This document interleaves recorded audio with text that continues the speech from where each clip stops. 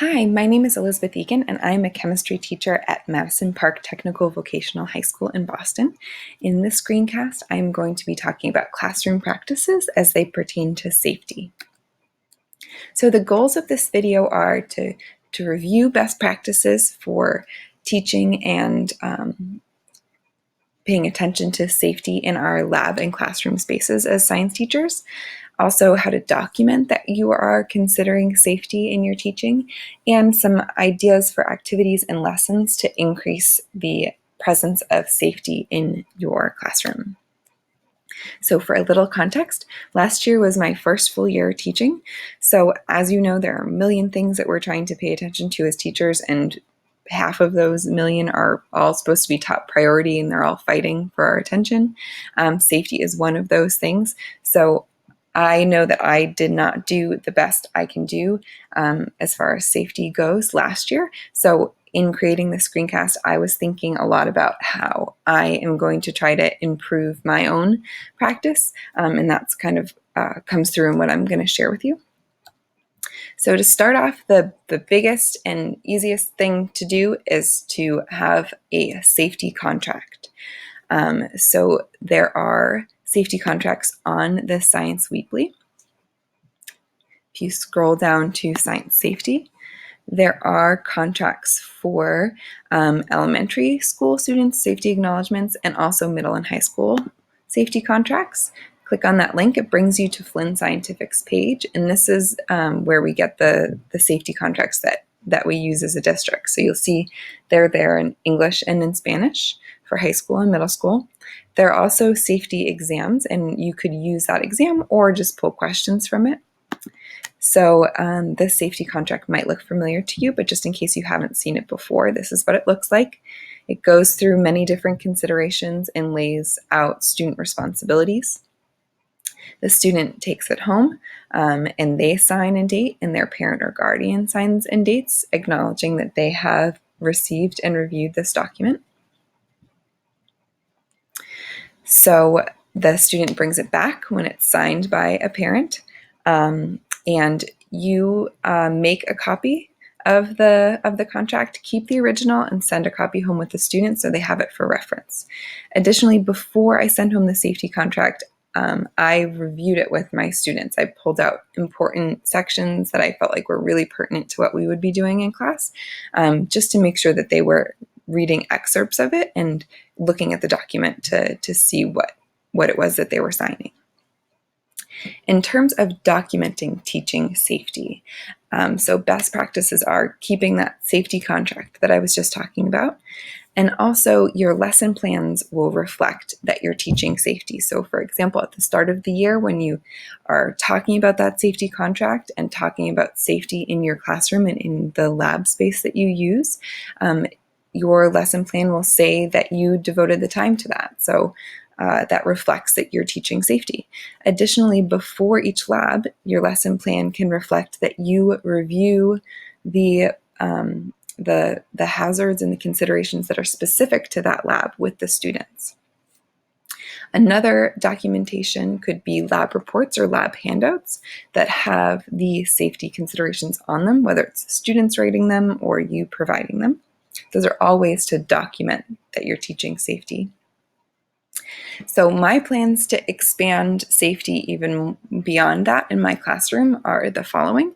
The first thing is I'm going to have my students do a MSDS card sort, or I think it's just SDS now, safety data sheet card sort.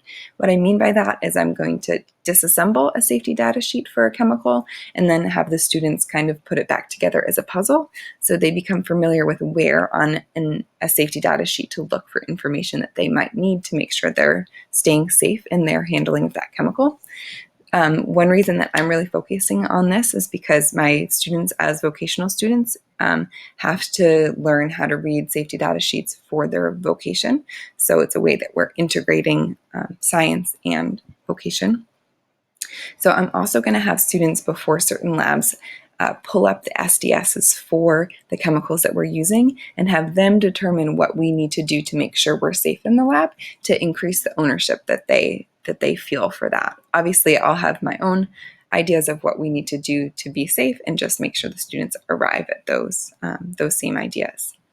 I also want to generally increase my language and the amount that I use safety language in the classroom, just to increase the amount that students are thinking about it. So other practices or other ideas that you could include in your classroom include modeling good best practices. So wearing your PPE, the way that you handle chemicals, the way that you approach thinking about safety. So all of those things are modeling for your students safe behavior. You could also have safety quizzes before your labs, so questions that the students have to answer to indicate that they are aware of the safety concerns coming up. You should also make sure you have appropriate signage. So, for example, the location of the safety shower or the location of the fire extinguisher. For more information about that, you can go to the BPS Science Weebly and look for the screencasts about the science safety plan. They have information about what signs should be present in your classroom or laboratory. Also, labeling secondary containers with the hazards. So, for example, if you're using ethanol in a lab, make sure that beaker that student is handling, that secondary container, not only says ethanol, but also says that it's flammable. So it's very clear in that moment that student is using that chemical, what the hazard is. You could also post safety considerations in the classroom or in the lab that pertain to that lab specifically, and include safety information in handouts that you pass to the students about the lab. So how do you find out what safety concerns there are for a lab? So the easiest way is to go to the BPS Science Weebly. Again, scroll down to the science safety section. And for chemistry in particular, there is tons of information here that relates to each of the labs that we do that relate to living by chemistry. And even if you don't use that curriculum exactly, I think you'll find that a lot of the labs match up. So when you click on these links and click on a lab, what comes up is something like this. It has what PPE should be worn, controls and spill responses. It talks about how to handle the different chemicals that are part of the lab. It talks about possible byproducts, and it also includes the SDS for each of the chemicals that are involved in the lab. So it's everything that you need really conveniently in one location. So that's a really great place to start.